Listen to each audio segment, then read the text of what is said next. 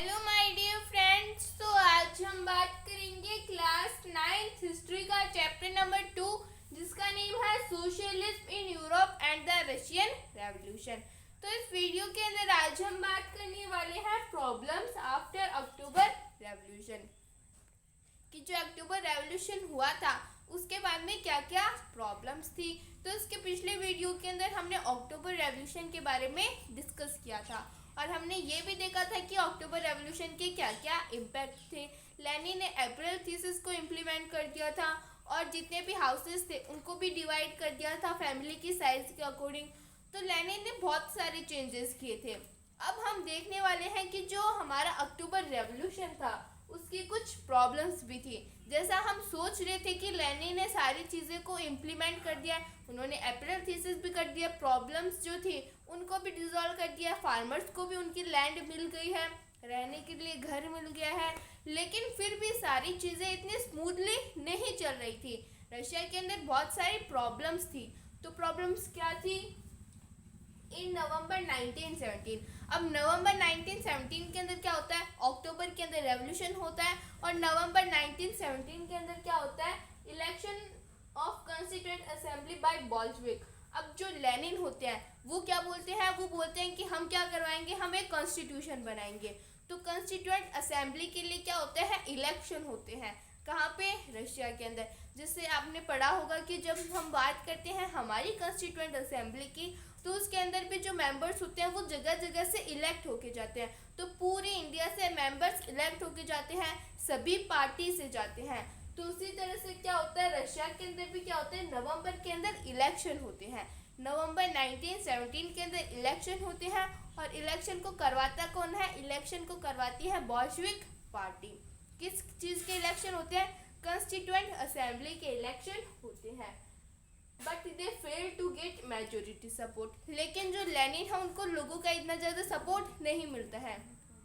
मतलब लेनिन ने बोल तो दिया कि हम क्या करवाने वाले हैं, हम इलेक्शन करवाने वाले हैं, लेकिन जब इलेक्शन का रिजल्ट आता है तो लेनिन को उतना ज़्यादा लोगों का सपोर्ट नहीं मिलता। कुछ ही लोग होते हैं जो कि लेनिन का सपोर्ट करते हैं। लेनिन तो पहले ओवर कॉन्फिडेंट हो गए थे कि हमने क्या किया, हमने जो हमारी प्रोविजनल गवर्नमेंट थी उसको हटा दिया है, तो अब क्या मिलेगा, मुझे बहुत सारे लोगों का सपोर्ट मिलेगा। लेकिन जो लेनिन का ओवर कॉन्फिडेंस था वो उनके ऊपर भारी पड़ गया। क्यों? क्योंकि उनको इतना ज़्यादा सपोर्ट मिला ही नहीं। उन्होंने जो कॉन्स्टिट्यूएंट असेंबली के इलेक्शन करवाए थे उनके अंदर उनकी पार्टी को इतना ज़्यादा सपोर्ट नहीं मिला।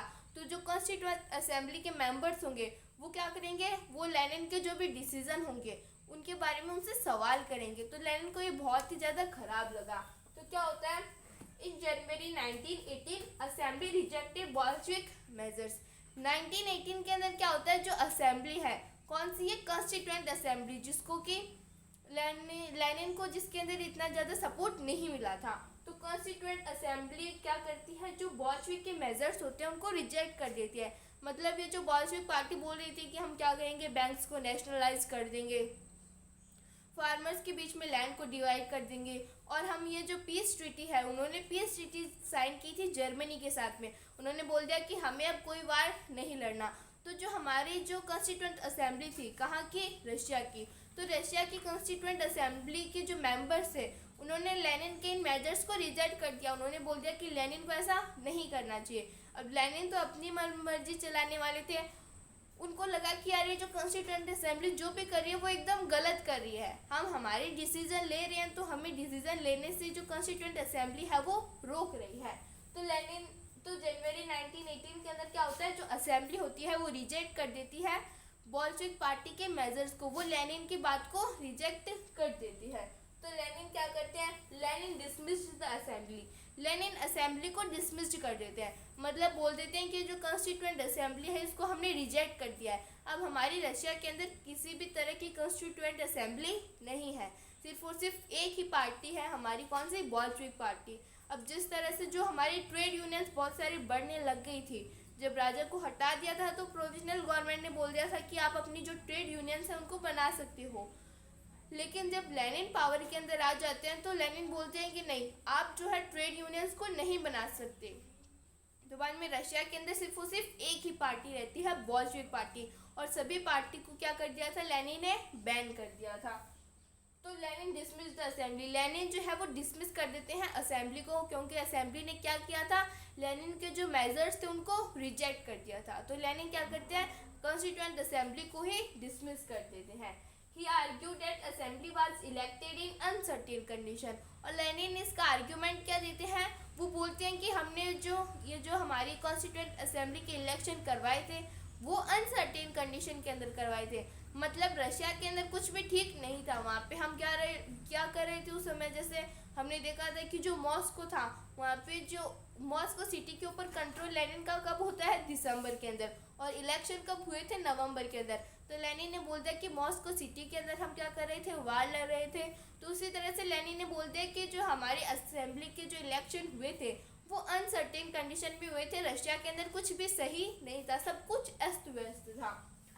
तो वो बोलते हैं कि जो असेंबली के इलेक्शन हुए थे वो अनसर्टेन कंडीशंस के अंदर हुए थे, और Russian Congress of Soviet was more democratic, और हमारे जो रशियन सोवियत थे, जिस तरह से हमने देखा था 500 सोवियत बनी थी, और उन्हीं 500 सोवियत ने क्या किया था, अपने अपने रिप्रेजेंटेटिव्स पहुंचाए थे ऑल रशियन कांग्रेस में।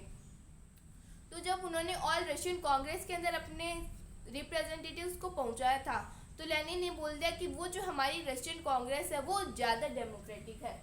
तो and Russian Congress of Soviet was more democratic, वो हमारी कॉन्स्टिट्यूएंट असेंबली से ज़्यादा डेमोक्रेटिक है। कॉन्स्टिट्यूएंट असेंबली के इलेक्शन तो अनसर्टेन कंडीशंस के अंदर हुए थे, लेकिन जो हमारी रशियन कांग्रेस ऑफ सोवियत है वो ज़्यादा डेमोक्रेटिक है।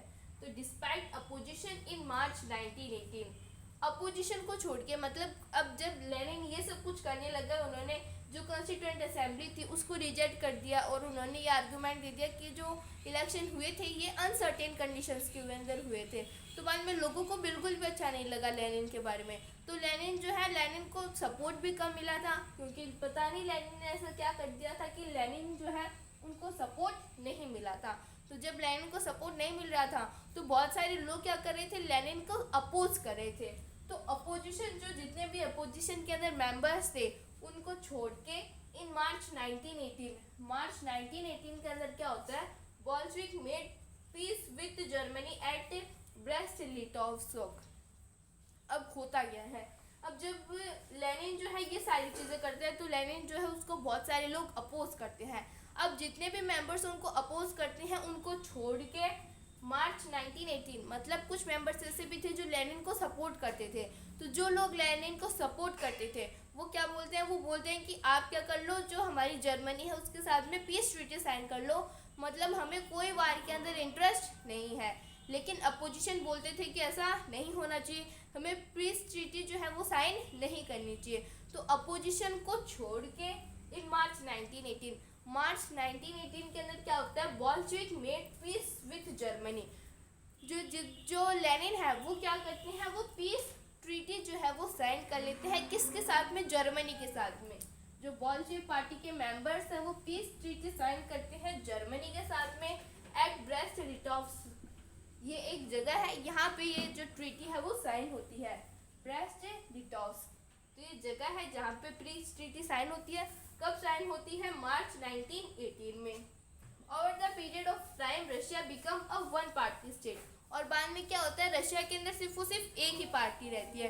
क्यों एक पार्टी क्यों रहती है, क्योंकि मैंने आपको अभी भी बताया था कि जो रशिया के अंदर जितने भी ट्रेड यूनियंस थे उनको लेनिन ने बैन कर दिया था। उन्होंने बोल दिया था कि नहीं, अब कोई भी क्या नहीं बनेगी, अब कोई भी ट्रेड यूनियन नहीं बनेगी। तो उन्होंने अलाउड भी नहीं किया, और जो पहले से बनी हुई थी उन सभी को भी बैन कर दिया।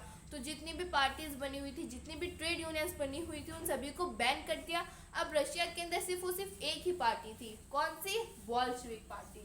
तो रशिया क्या हो जाता है, वन पार्टी स्टेट हो जाता है, वहाँ पे सिर्फ वन पार्टी रहती है, वो भी कौन सी party, Bolshevik party. Trade unions were kept under control, और जो भी ट्रेड यूनियंस थी वो किसके कंट्रोल में थी, वो लेनिन के कंट्रोल में थी। अब कोई बोलता था कि हम क्या करेंगे, ट्रेड यूनियन को बनाएंगे, तो लेनिन बोलते थे कि आप ट्रेड यूनियन को बना तो सकते हो लेकिन वो मेरे कंट्रोल के अंदर रहेगी। तो लेनिन के जितनी भी ट्रेड यूनियंस थी रशिया के अंदर वो लेनिन के कंट्रोल के अंदर थी। Secret police, Cheka first, OGPU and NKVD, ये क्या थी, लेनिन की सीक्रेट पुलिस थी। कौन कौन सी, चेका फर्स्ट, ओजीपीयू और एनकेवीडी, ये लेनिन की सीक्रेट पुलिस थी। Punish Jews who criticize the Bolshevik। अब लेनिन जो थे वो इतने खराब काम कर रहे थे जिसमें कि लोगों का सपोर्ट जो था वो लेनिन को ज़्यादा नहीं था। उन्होंने कॉन्स्टिट्यूएंट असेंबली को रिजेक्ट कर दिया। लोग ये नहीं चाहते थे कि लेनिन जो है जर्मनी के साथ में पीस ट्रीटी साइन करे, लेकिन फिर भी लेनिन ने क्या किया, पीस ट्रीटी को साइन कर लिया। तो बहुत सारे जो लोग थे वो लेनिन के अगेंस्ट में थे। अब जो लोग अगेंस्ट में होंगे वो क्या करेंगे, आवाज़ उठाएंगे, वो प्रोटेस्ट करेंगे। तो जब लोग प्रोटेस्ट करते थे तो उनको पनिश करती थी कौन, ये जो पुलिस थी, ये सीक्रेट पुलिस थी लेनिन की। कौन कौन सी, चेका फर्स्ट, ओजीपीयू और एनकेवीडी। ये उन लोगों को प्रोटेस्ट करती, ये उन लोगों को पनिश करते थे जो कि लेनिन के अगेंस्ट में जाते थे, जो कि लेनिन को अपोज करते थे, तो ये उनको पनिश करती थी। तो ये हमने देख लिया प्रॉब्लम्स आफ्टर अक्टूबर रेवोल्यूशन। पहले हमने देखा लेनिन क्या करवाते हैं, लेनिन कॉन्स्टिट्यूएंट असेंबली के लिए इलेक्शन करवाते हैं, लेकिन उनको सपोर्ट नहीं मिलता। और जो कॉन्स्टिट्यूएंट असेंबली के मेंबर्स होते हैं वो लेनिन के जितने भी, जो भी लेनिन बोलते हैं उनको रिजेक्ट करने लगते हैं। तो लेनिन के मेजर्स को वो रिजेक्ट करते हैं। बाद में लेनिन को गुस्सा आता है, लेनिन क्या करते हैं, कॉन्स्टिट्यूएंट असेंबली को डिसमिस कर देते हैं। वो बोलते हैं कि जो हमने इलेक्शन करवाए थे वो अनसर्टेन कंडीशन के अंदर करवाए थे और हमारी जो ऑल रशियन कांग्रेस है वो ज़्यादा डेमोक्रेटिक है, ऐसा बोलते हैं लेनिन। फिर क्या होता है, अपोजिशन को छोड़ के मार्च 1918 के अंदर क्या होता है, लेनिन पीस ट्रीटी साइन कर लेते हैं जर्मनी के साथ में। कहाँ पे ये साइन होती है, ब्रेस्ट लिटोव्स्क में। तो यहाँ पे वो जो पीस ट्रीटी है वो साइन होती है। फिर क्या होता है, रशिया के अंदर सिर्फ और सिर्फ एक पार्टी रह जाती है, कौन सी, बोल्शेविक पार्टी। तो रशिया क्या बन जाता है, वन पार्टी स्टेट बन जाता है। एक ही पार्टी क्यों रहती है, क्योंकि बाकी जितनी भी हमारी ट्रेड यूनियंस थे उनको लेनिन ने बैन कर दिया था। और कोई बोलता है कि हम ट्रेड यूनियंस बनाएंगे तो वो लेनिन के कंट्रोल के अंदर रहती थी। और कोई लेनिन के अगेंस्ट में प्रोटेस्ट करता था तो उनको कंट्रोल कौन करती थी, उनको पनिश कौन करती थी, लेनिन के सीक्रेट पुलिस। कौन सी, चेका फर्स्ट, ओजीपीयू और एनकेवीडी। तो ये हमने थोड़ा बहुत डिस्कस कर लिया प्रॉब्लम्स आफ्टर अक्टूबर रेवोल्यूशन के बारे में। अब हम आगे बात करेंगे। तो अब हम थोड़ा बहुत और डिस्कस कर लेते हैं प्रॉब्लम्स आफ्टर अक्टूबर रेवोल्यूशन के बारे में। तो क्या होता है, जो अक्टूबर रेवोल्यूशन होता है उसके बाद में रशिया के अंदर बहुत ज़्यादा टेंशन डेवलप हो जाती है।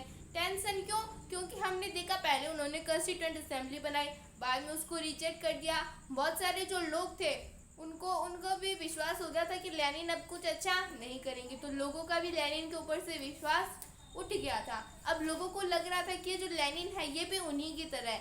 किन की तरह, जो हमारे राजा थे, जो हमारी प्रोविजनल गवर्नमेंट थी उन्हीं की तरह। तो लोगों को बहुत ज़्यादा टेंशन होने लगी कि लेनिन अब आगे क्या करेंगे। तो जो लोग थे, पीपल्स कौन, जो राइटर्स थे, जो आर्टिस्ट थे, तो जितने भी राइटर्स थे, जितने भी आर्टिस्ट थे, उन्होंने क्या सोच के लेनिन का सपोर्ट किया था, joint and supported Bolshevik because they stood for socialism and change. क्योंकि वो सोच रहे थे कि क्या होगा, सोशलिज्म आएगा रशिया के अंदर और चेंज आएगा। जो राइटर्स थे, जो आर्टिस्ट थे, उन्होंने ये सोच के लेनिन का सपोर्ट किया था कि पता नहीं क्या हो जाए, हमारे रशिया के अंदर चेंज आ जाए, हमारे रशिया के अंदर सोशलिज्म आइडियोलॉजी जो है वो फ्लरिश होने लगे। लेकिन but many became disillusionized because of the censorship of party encouraged। लेकिन लोगों को क्या हो गया था, भ्रम हो गया था, लोगों को भ्रम हो गया था because of the censorship of party encourage. क्योंकि जो पार्टी थी वो लोगों के ऊपर बहुत ज़्यादा स्ट्रिक्टनेस लगा के रखती थी, हर चीज़ के ऊपर नज़र रखती थी। जो भी उनके अगेंस्ट में उनको दिखता था कि ये हमारे लिए बहुत ही ज़्यादा ख़राब है, तो उसको क्या करती थी, उसको अपनी सीक्रेट पुलिस, जैसे हमने चेका फर्स्ट, ओजीपीवी, इनके बारे में डिस्कस किया था, तो उनसे क्या करती थी, उनको पनिश करवाती थी। तो बहुत ज़्यादा जो बोल्शेविक पार्टी थी वो कड़ी नज़र रखती थी। लोगों ने ये सोच के लेनिन का सपोर्ट किया था कि हो सकता है कि रशिया के अंदर चेंज आ जाए, रशिया के अंदर सोशलिज्म आइडियोलॉजी जो है वो फ्लरिश हो जाए। लेकिन बहुत सारे लोगों को भ्रम हो गया था, क्योंकि जो बोल्शेविक पार्टी थी वो बहुत ज़्यादा सेंसरशिप लगा के रखती थी, सबके ऊपर कड़ी नज़र लगा के रखती थी। जो उनके अगेंस्ट में जाता था उनको क्या करती थी, पनिश करती थी अपनी सीक्रेट पुलिस से। तो बाद में लोगों को लगा ये तो बहुत ही ज़्यादा ख़राब है, और रशिया के अंदर बाद में क्या हो जाता है, सिविल वार की जो सिचुएशन है वो डेवलप हो जाती है। अब ये सिविल वार क्या है, इसके बारे में हम हमारे नेक्स्ट वीडियो के अंदर डिस्कस करेंगे। तो हमारी जो टॉपिक है प्रॉब्लम्स आफ्टर अक्टूबर रेवोल्यूशन, ये कंप्लीट होता है। इसके अंदर हमने देखा कि जो अक्टूबर रेवोल्यूशन था उसके बारे में बहुत सारी जो प्रॉब्लम्स थी वो थी रशिया के अंदर। बहुत सारी प्रॉब्लम्स थी रशिया के अंदर। लेकिन हमने देखा था कि बहुत सारी जो सिचुएशन थी, लोगों ने ये सोच के सपोर्ट किया था कि हो सकता है कि रशिया के अंदर सोशलिस्ट आइडियोलॉजी हो, चेंज आए रशिया के अंदर। लेकिन लोगों को भ्रम हो गया था, रशिया के अंदर ऐसा कुछ भी नहीं हुआ। और इससे क्या होता है, सिविल वार की सिचुएशन डेवलप हो जाती है रशिया के अंदर।